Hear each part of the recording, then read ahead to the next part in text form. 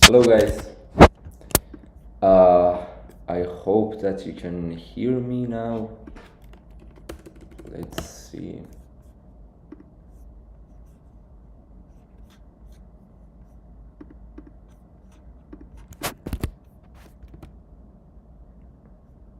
Okay. Okay guys. This is the first time that I'm solving a Leetcode contest. Sorry for the blurry webcam. The webcam has some issue, unfortunately, recently. It might be a little bit blurry. Hi. Hi everyone, so happy to see you here as well. Did you guys participate in the contest and how was it for you? Good morning to you guys. In here, it's late night, unfortunately. Let me fix this a little bit. Okay. Just do @coder instead of Leetcode. I try to also do @coder as well, but Leetcode was also wanted by so many people, so we had to start Leetcode as well. Yeah, sure. 3 problems solved as always a struggle to solve D. We're gonna talk about it. I participated in the contest as well, and I solved all the problems, and we're gonna discuss about it. Participated, solved question 1 and 2. Didn't participate. In future we can do that, and I mean from now on I try to stream all the solution discussions of Leetcode contests. I try to do @coders as well if they will be in good times. I mean most of times at the same time that we have an @coder contest, we also have a Codeforces contest, so we have to choose between these two, and I personally prefer to do Codeforces because definitely most people want Codeforces compared to @coder. But if an @coder would be in a good time, I try to do @coder as well. We will talk about that as well. Good morning to you guys. In here time is 11:10 p.m. So it's late night. What is the time in your time zone, guys? I think the contest for you guys was early morning, I guess. For us, it was at night, 9:30 to 11 at night. Okay, I have to go this way. Yes, so I'm gonna have 3 solution discussions in 2 days, and that's gonna be fun. Let's see how it's gonna happen. Okay, so the contest for you guys was from 8 to 9:30. Okay, so are you guys ready to start solving the problems?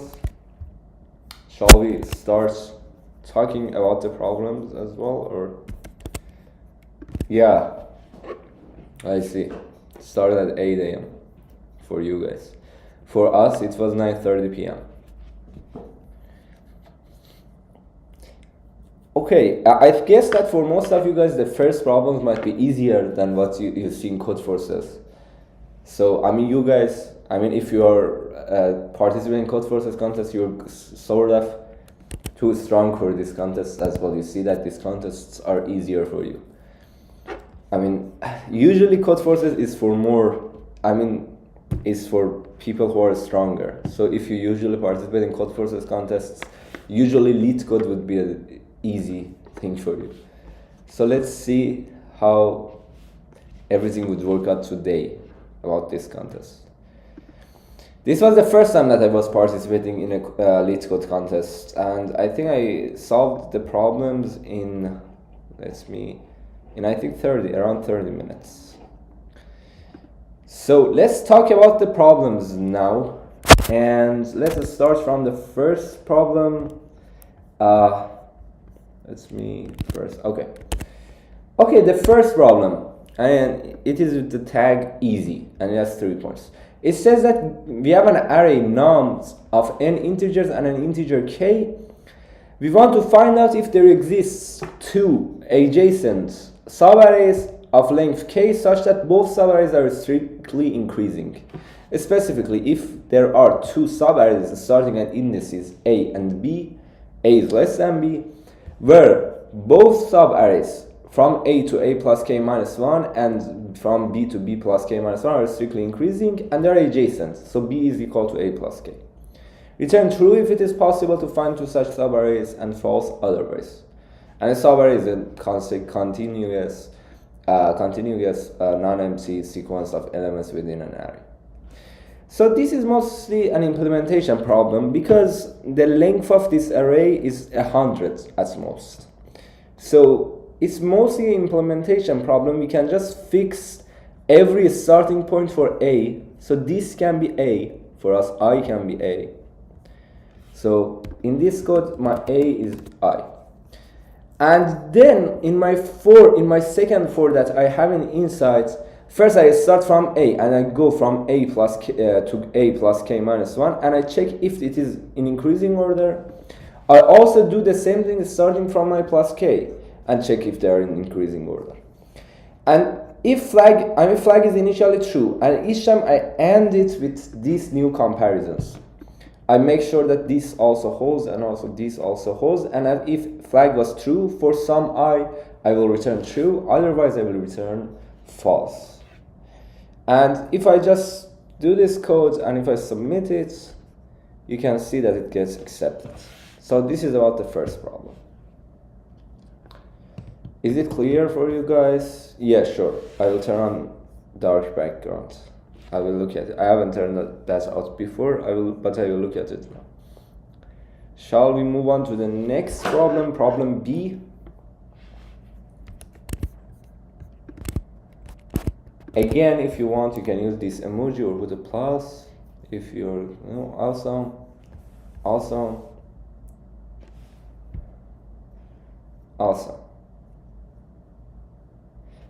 Yes, I'm just saying that basically, starting from some I mean we can just iterate over all possible A and B's. So I'm just saying that's what I'm doing. I'm just saying that in this problem, you can just fix every possible position for A. You have 100 choices for that. Fix A, and then B is gonna be A plus K. So in here, A is I, B is I plus K. So I just need to check if everything is increasing starting from A. So starting A is equal to I. So starting from I, going to I plus K minus 1, each one of these must be less than the elements after them.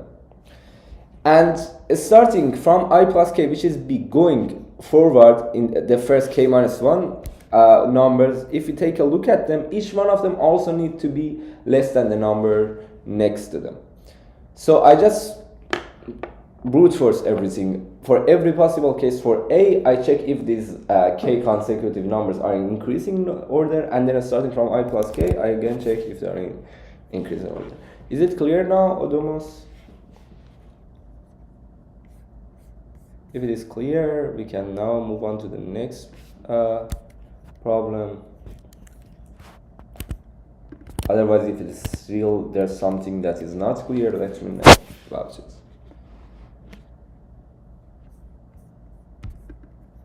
Okay, awesome. So let's move on to the next problem, problem B. Let me load this one. Okay, problem B says that you are again have nums of n integers. This time you want to find the maximum possible value for k, for which there exist two adjacent subarrays of length k each, such that both subarrays are strictly increasing. Specifically, check if there are two subarrays of length k starting at indices a and b, where both subarrays a to a plus k minus 1 and b to b plus k minus 1 are strictly increasing, and b is equal to a plus k. So it's the previous problem. The only difference is that we want to find the maximum possible k that can work for us. We have to return this maximum possible value of k. So this one, it has medium difficulty and it's a bit more challenging than the previous one. So I'm going to explain it in the tablets. Let's just check if everything is working okay. Okay, it's working. So let me make the pane bigger. So basically, what I can say in here is this. I mean, if you take a look at this array, you wanna just choose two arrays, two subarrays basically. Let me change this one as well. Sorry for not doing this in advance. So we want to choose some A and B such that from A to A plus K, B is equal to A plus K. We want this array to be in increasing order and also this array to be in increasing order. So we have two choices. There are two possible choices. Either the elements before them, the elements before them, between these two, I mean the last element in A and the first element in B. That was a fun comment. Let's show it in the middle. IGM explaining LLC contest is simply using same entry for finding maximum. That was interesting. Very fun comment. I love that. So anyway, either in the between these two increasing subarrays, we have between these two, this B of the first element in here is less than this, or the element, these two elements are also in increasing order. So I'm saying that let's just compare nums of A plus K minus 1 and B. Let's just compare these two nums of A plus K minus 1 and B. These two elements are adjacent elements, right? Because B is equal to A plus K. So these two are adjacent numbers. So there are two cases. Either this is also less than this. If that happens, it means that we have an increasing sequence of length 2k. Otherwise, it means that we are considering two consecutive increasing intervals. Okay. So I will solve each part first and then see that what is the maximum of each of these two cases. So I want to solve each case independently. First, let's find all the blocks of increasing subarrays. So assume that, for instance, let's take an example for our array. Let's take a look at the first example as we are seeing here. We have 2, 5, 7, 8, 9, 2, 3, 4, 3, 1. So this is what we have. I mean, what are our blocks here?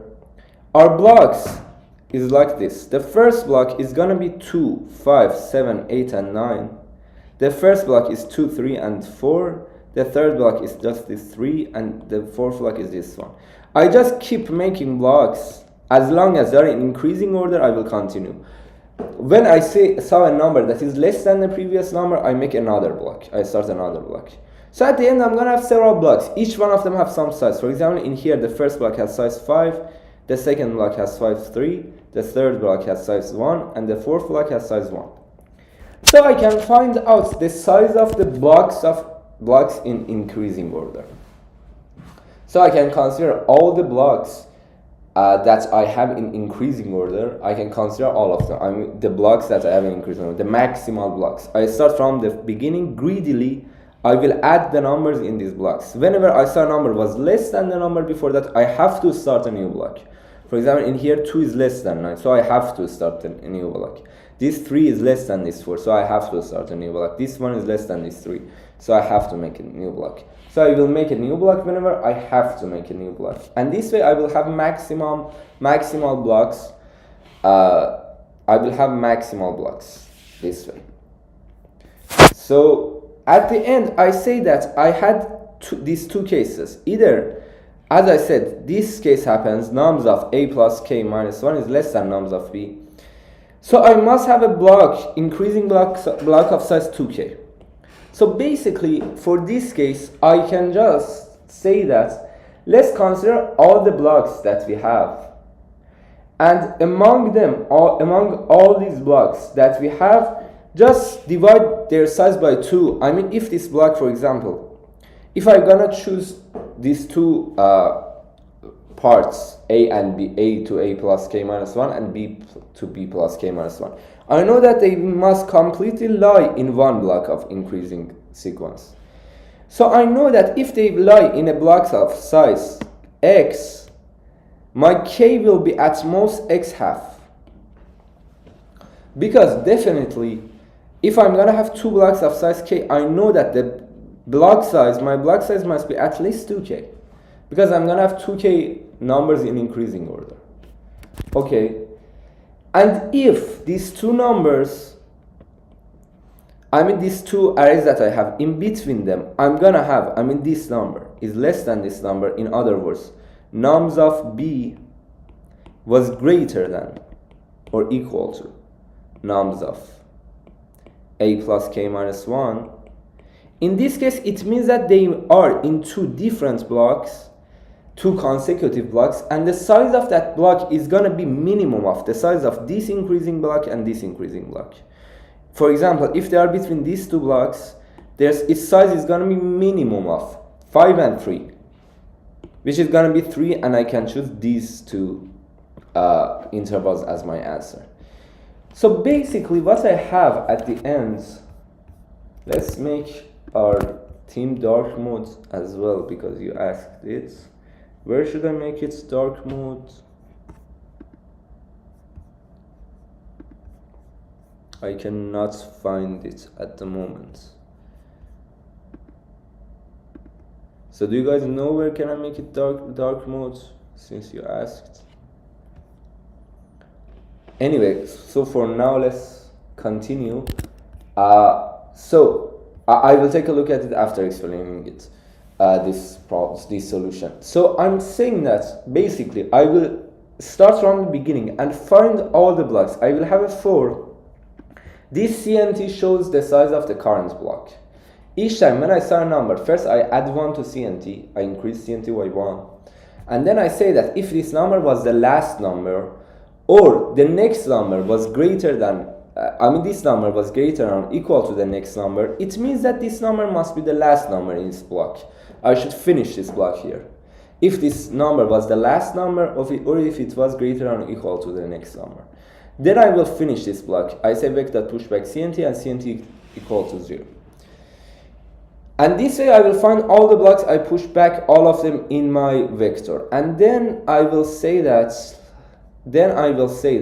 I will have my answer, and first I say that my answer is going to be maximum of, for each two consecutive blocks, let's calculate minimum of vec of I and vec of I plus 1. This gives me the case where these two intervals that I'm going to choose, in between them, it is not going to be consecutive. They will not form a consecutive increasing segment of size 2k. And then if they were increasing, all of them were increasing, I say that ans is equal to maximum of ans and vec of I divided by 2. I just decided in which block I want them to be, and I set my ans to be maximum of ans and vec of I divided by 2. And at the end I will return ans. And if I submit this, you will see that I'm going to get an accepted verdict. Is it clear? If it is clear for you, please put a plus or use this emoji. In settings option, change classic mode. I don't think it was that. I think let's get back to dynamic layouts. But it must be in settings. So I will take a look at it. Is it clear? What if, okay, I will go there, sure. What about mixed binary search plus first problem solution? That's, if I would do that, the first problem solution was n squared. If you take a look at it, we first fixed when we want A to be, and then we had another for to check if these arrays are going to be in increasing order. So if we do the first solution, the solution to the first problem, the point is that it was n squared. Because we were first fixing that where A is going to be, and then we had a 4 from here to here, and then from a 4 from here to here. And if we do that, our solution is going to be of n squared or nk. And because k can be up to n, it's going to be as bad as O of n squared. So if we do a binary search and then we do this solution to the first problem, because k can be very large, k can be greater than n half in your binary search. For example, you see that your answer or greater than n fourth, for example. You see that your answer is greater than n fourth. The point is that each time when you check a k, your solution is going to be n squared for the first problem. So your solution is going to be n squared log n, which is going to be a lot with these limits. Because in here the length is up to, this is not the problem. It was up to 2 times 10 to the 5th. Yeah, it is up to 2 times 10 to the 5th. And it's going to be a lot. So that won't work unless you provide a better solution. I mean, an O of n solution for the first problem. If you do that, that's okay. You're going to have an O of n log n solution for problem 2. And that would be good. So that would work. Is it clear? Could you discuss today's daily problem? I don't know where is daily problems. I'm not really familiar to Leetcode. I'm getting, as I said, this was the first contest that I was participating in. Let me first change the theme as well. Okay, I changed the theme. Okay. It's not dark mode. I hope that you like it better. So, if you want, I can, discuss today's daily run as well, if you guys want. Today's daily problem as well, if you guys want it. So, is it clear? Shall we move on to the next problem? If it is clear for you, again, please put a plus or use the emoji. Then we can move on to the next problem of this contest. Okay, nice. So let's move on to the third problem then. The third problem, sum of good subsequences. This one was not a bad problem. It says that you are given an integer array nums. A good subsequence is defined as a subsequence of nums where the absolute difference between any 2 consecutive elements in the subsequence is exactly 1. A subsequence is an array that can be derived from another array by deleting some or no elements without changing the order of the remaining elements. Return the sum of all the possible good subsequence of nums. Since the answer may be very large, print it modulo, return it modulo 10 to the power of 9 plus 7. A subsequence of size 1 is also considered good by definition. So for example, here 1, 2, 1, 1, 2, 2, 1, and 1 to 1, they are all good subsequences because the absolute difference between each 2 consecutive number is 1. For example, in 1 to 1, 2 is 1 more than 1, and this one is 1 less than this 2. So it's going to be a good subsequence. A good subsequence is going to be a subsequence that the absolute difference between each 2 consecutive number is 1. Okay. So basically, in here, sorry, Alash, I will tell you when I get back to problem 2 and answer your question. Sorry, I mean, because I'm in the middle of problem, still let me first explain this and I will answer your question afterwards. So I'm saying that in this problem, I'm saying that basically I want to use dynamic programming to solve this problem. So this was a good problem basically because this is a problem that in which you can use dynamic programming. This is the first algorithmic problem that we had kind of in this contest. So I'm just saying that let's define 2 numbers, and because since we know that nums.length is up to 10 to the 5th and each number is also up to 10 to the 5th. So what I can say is this. Let's define 2 arrays. One of them as sum of I, and one of them is gonna be, for example, let's see what I defined in my code, CNT of I.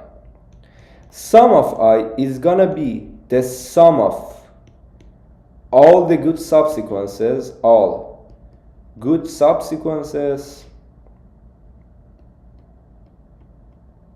sequences such that they end with I, their last elements is I, their last elements is I.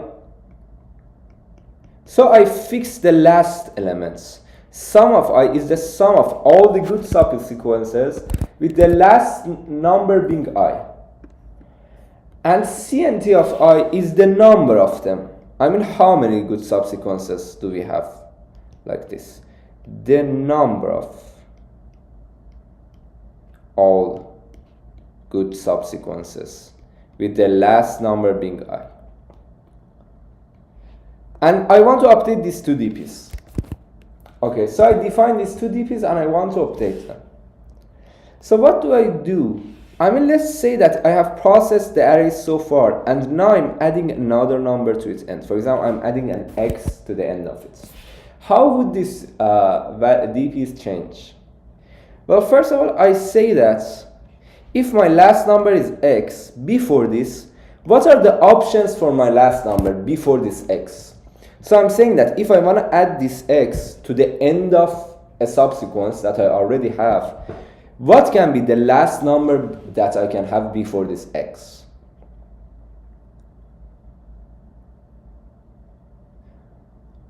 What can I say? Thank you, Aniket, also for answering others' question. X minus 1, X and X plus 1. It cannot be X, but it can be X minus 1 or X plus 1. Yes, exactly. So if my last number is X, before this X, my number must be either X minus 1 or X plus 1 in here. I should have X minus 1 or X plus 1. So when I want to update sum of I in here and CNT of I, the first thing that I can say is CNT of X. CNT of X must be added by CNT of X minus 1 and CNT of X plus 1. Because any subsequence that I had previously that ended with X minus 1, now I can add this X to it and it's going to be a subsequence such that its last element is X. And any subsequence that I had such that its last element was X plus 1, I can add this X to the end of it. Now its last element is going to be X. Okay. So CNT of X will be added by these two numbers. Also, sum of X will be added by sum of X minus 1 and sum of X plus 1, because again, any subsequence that I had previously that ended with X minus 1, now I can add this X to the end of it. First I have to add these sums to the end of them, and also I have to consider this X as well. I have to add this X to my answer as well. So other than this sum of X minus 1, I have to also add CNT of X minus 1 times X. Because I have CNT of X minus 1 such subarrays to the end of all of them I'm adding X. So I'm adding CNT of X minus 1 X's. And I also need to add for this part CNT of X plus 1 times X. So this is basically how I can update sum of X and CNT of X. And I have to calculate everything modulo mod. So in your implementation, that I will also show my implementation, I will have my mod as well. I will also consider mod as well. And at the end, I can either update my final answer in here, or I can at the end say that my answer is going to be the sum of all the DP sums. At the end, I can either print this sigma of sum of X for all different X's, or I can just update my answer in here. So basically I used two arrays, two DP arrays for dynamic programming that helps me to solve this problem. Again, I strongly suggest to you to watch the topic stream that I had on dynamic programming, that I talked about many of these important aspects about dynamic programming. I'll send you the link here again. If you are not very familiar with dynamic programming, I strongly invite you to watch those videos to see, to hear the things that I said about the ways that we can think about dynamic programming problems. So let's take a look at my code as well. Let me explain it on my code as well. So if you take a look at it, I first get my number. Let's make it what? Let's make it bigger like this for now. I'm just saying that let's assume that I'm having this. I define a constant of int 10 to the power of 5 plus 20 mod equal to 10 to the power of 9 plus 7. And then I say that I have two vectors, c and t, and sum. These are going to be my dp's. And then I say that I have a for I from 0 to n. Initially, I just see that's what should I add to my sum. You know, there's one rare case. If num of I is 0, if num of I is not greater than 0, I cannot use sum of nums of I minus 1. That's why I separated these two cases. So this part is for updating from x plus 1. This is for updating from x minus 1. And I only update from x minus 1 if x is greater than 0. Because if x is 0, x minus 1 is going to be minus 1. And it's going to have an error, runtime error, because I'm going to access an out of bounds. So I just first try to find the answer for x plus 1, and then I will also add x minus 1. So my val is going to be the value that will be added to my sum. As I said, first to my val, I need to add sum of nums of I plus 1, and I need to also add nums of I times cnt of nums of I plus 1. This is exactly what you saw in here. So this is sum of x plus 1 plus cnt of x plus 1 times x. So in here, instead of x, I have nums of I. Sum of nums of I plus 1 plus nums of I times cnt of nums of I plus 1. If you replace this with x, if I define int of x, let's simplify the code. If I define int of x equal to nums of I. So the number that I'm adding is x. So my val will be, again, to simplify this, I can say it would be sum of x plus 1, sum of x plus 1 plus 1ll times x times cnt of x plus 1, as I showed you on tablets. And then I say that cnt of x will be added by cnt of x plus 1, and then modulo mod. And then I say that sum of x will also be added by this val. This is the sum that will be added, and also my answer will be added by val. And in this case, my val will be this number. Let's say it like this. My val will be sum of x minus 1 plus 1ll times x times cnt of x minus 1. Because for any subsequence, any of these cnt of x minus 1 subsequences, I'm adding x to the end of at the end of them. So I add x to each one of them. So x must be multiplied by cnt of x minus 1 and sum of x minus 1. This is going to be my val, and cnt of x will be added by cnt of x plus 1. Nums sum of x is going to be added by val, and as will be added by val as well. There's just one thing that must be added at the end as well. One thing must be added at the end as well. The point is that this x can be the only element of the subsequence as well. So I should also consider that this x alone will be a subsequence. And that just adds 1 to cnt of x, because I have one additional subsequence that only consists of this x, adds 1 to cnt, adds x to sum of x, and adds x to answer.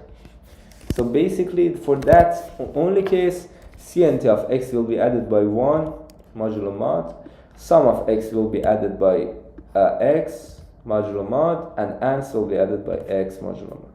If I didn't make any compilation error, this code must work, and yes, it's working. It gets accepted. So, is it clear? Is everything on this code clear for you guys?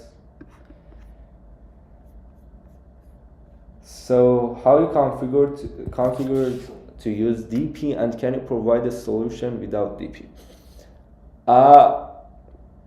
I basically figured out that I have to use DP because I've seen so many problems similar to this. Let me show you the problem from the beginning. So if you take a look at the problem, The point is that it wants the sum of all the good subsequences. These problems that it says that, okay, let's consider all the subsequences and see that what is the sum of these things in all of them. Usually these problems are DP. And there are a lot of similar problems in Codeforces that you can see. That's why the first thing that my mind thought about was DP. And how I reached this state, I solved a lot of DP problems. And by solving a lot of DP problems, now when I see these problems, I figure out these are DP problems. I always write recursive code, I can't write iterative code. How can I think iterative DP like this? Again, I strongly urge you to watch the playlist about DP that I have. As I said, we're gonna have two approaches, top-down approach and bottom-up approach. This approach that we usually use, the approach that we usually use in recursive way, we use top-down approach.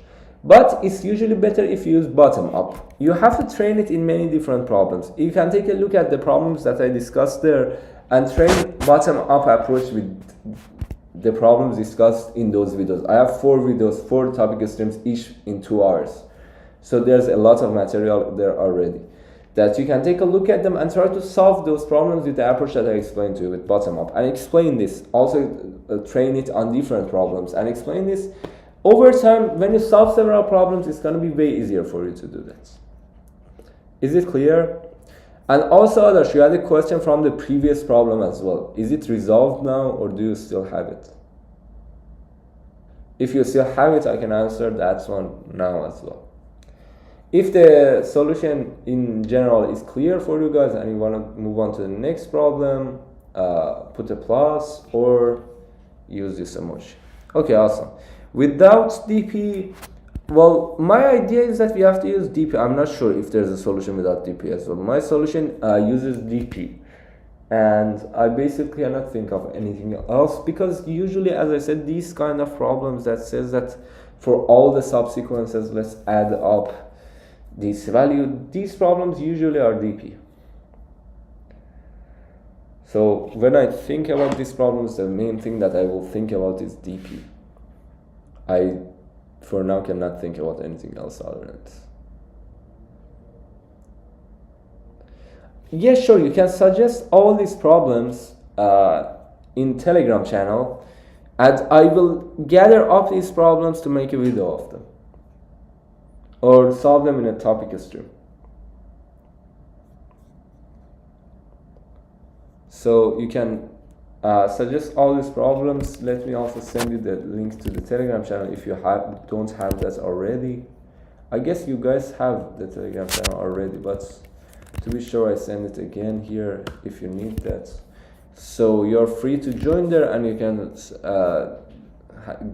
tell me your suggestions there and send the problems. Okay, shall we move on to the 4th problem then? Are you guys ready for it?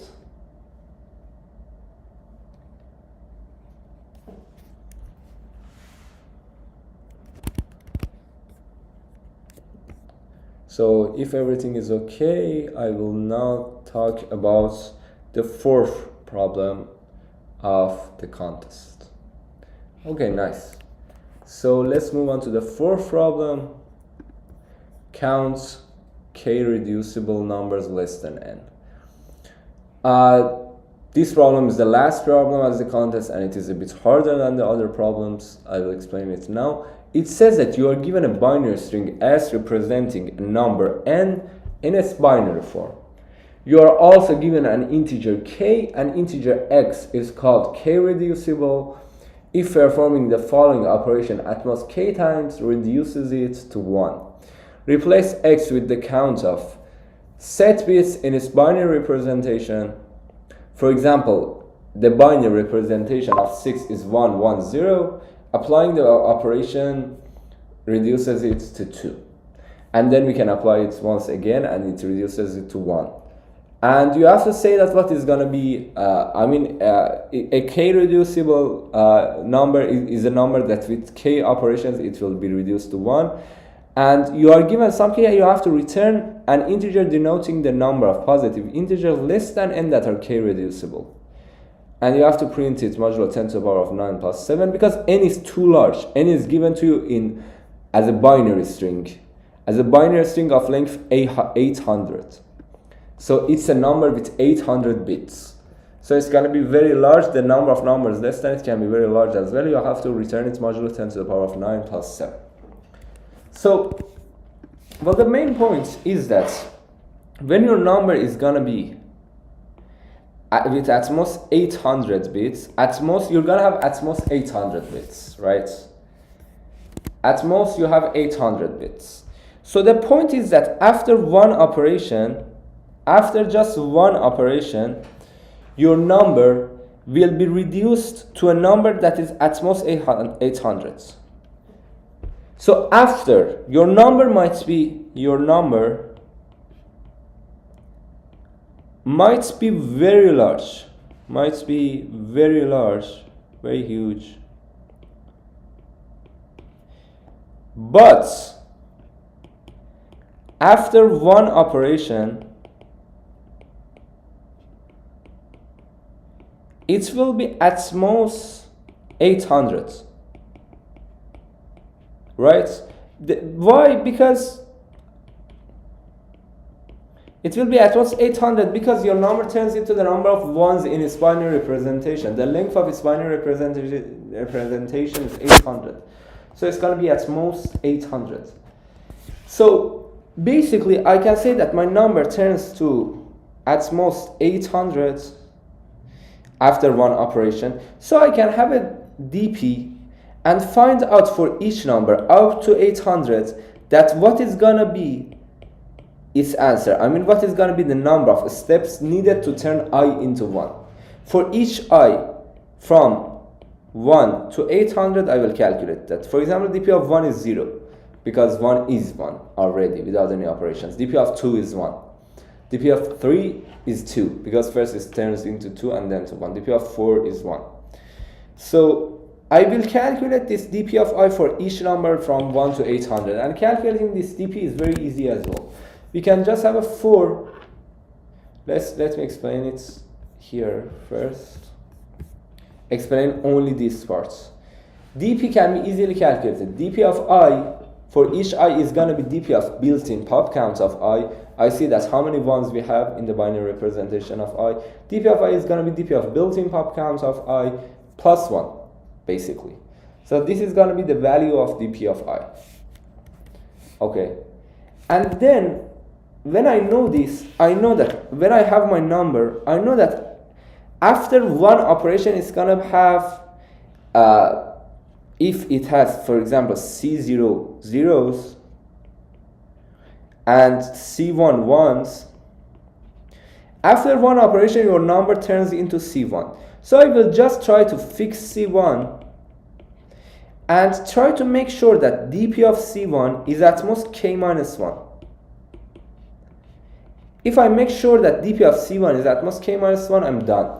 Because with one operation, my number turns into C1, and then after that, with k minus 1 additional operation, it will turn into 1. So in total, I'm going to have at most k operations. So I need to fix that how many ones do I have in my number, and then I need to make sure that dp of that is going to be at most k minus 1. And in order to make sure that I'm only considering the numbers less than or equal to some n, the approach that will be used usually is this. You have a number like 1, 0, 0. This is its binary representation, for instance. The point is that when we have such a number, we will start iterating all the bits. Whenever we saw a 1, we temporarily put a 0 there. Then we are sure that this number is less than this number. So I want to find all the numbers that are less than or equal to n. I will start from the beginning. Whenever I saw 1, I put a 0 there instead. And then I will see that I say that when I put a 0 there, I'm sure that my number is now less than the other number. So in here I can have anything. So I count the number of good numbers that I have in here, the number of K-reducible numbers that I can have in here, because I freely can choose to have many ones and zeros as I want. And then when I calculated this, I calculated all the numbers such that their first bit is 0, I will make this number 1, this digit 1. Then I move on to the next digits, to the next bit. I see that it is 0, so I cannot do anything. I put a 0 in here. I see that next number is also 0. Initially, I'm just assuming that I want I to be less than n. So basically, I'm trying to fix the first bits that I and n are going to be different. I know that that must happen in a 1, in something that is 1 in my s. So each time I choose one number that is a 1 in s, and I put 0 below it, and I know that now my number is definite and the previous ones are exactly equal. And I know that now my number is less than that s that I had, that n that I had, let's call it n. I know that it's going to be less than this n. So I can have anything that I want in here. So I can just fix that. I know that how many ones do I have so far in here. I can just also fix that how many ones do I want to have in here. And when I fix the number of ones in here, I know that how many ones I'm going to have in total. If dp of that many ones was less than k, was at most k minus 1, I will add the number of ways that I can have. For example, if I want to choose, for example, x ones from here, and there are y bits in total, I have to add y choose x to my answer here. Because any x bits can be 1 out of these y bits. So I must add y choose x to my answer. So if you take another look at my code, I first calculated combinations, all the possible. C of I and j means that's the number of ways to choose j numbers out of I numbers. So I calculate all the combinations, and then I have this dp that says that for each number up to 800, it says that how many steps does it need to turn it into 1.